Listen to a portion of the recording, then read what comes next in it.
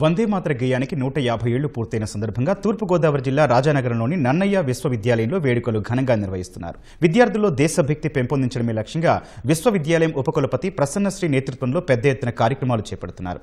ఇందులో భాగంగా ఇవాళ 20,000 మంది విద్యార్థులతో వందే మాతర గేయాన్ని ఆలపించారు. విశాఖకు చెందిన స్టూడెంట్స్ యునైటెడ్ నెట్వర్క్ సంస్థ ఆధ్వర్యంలో రూపుదిద్దుకున్న 25,000 చదరపడుగుల త్రివర్ణ పతాకాన్ని ప్రదర్శించారు. మరింత సమాచారం నన్నయ్య విశ్వవిద్యాలయం ఉపకులపతి ప్రసన్నశ్రీ చాలా మంది జాతీయ గీతాన్ని పాడడానికి కూడా ఇబ్బంది పడుతున్నటువంటి సందర్భం. వందే మాతరం అన్నటువంటి ఆ ఒక్క నినాదం it is a nation soul అంటాం మేము. కేవలం ఒక పాటతోనే చాలా చైతన్యం పొందారు స్వతంత్ర సమరంలో. ఆ స్పిరిట్ మళ్ళీ మన పిల్లల్లో కనీసం కొంచెమైనా ఉండాలి అన్నది నా ఆలోచన. ఆదికవి నన్నయ్య యూనివర్సిటీలో ఒక 20,000 మంది విద్యార్థులతోటి ఒక సభను ఏర్పాటు చేసి విద్యార్థుల్లో దేశభక్తి భావం పెంపొందించాలనేటటువంటి తపనతోటి దీన్ని ముందుకు తీసుకెళ్లడం జరిగింది.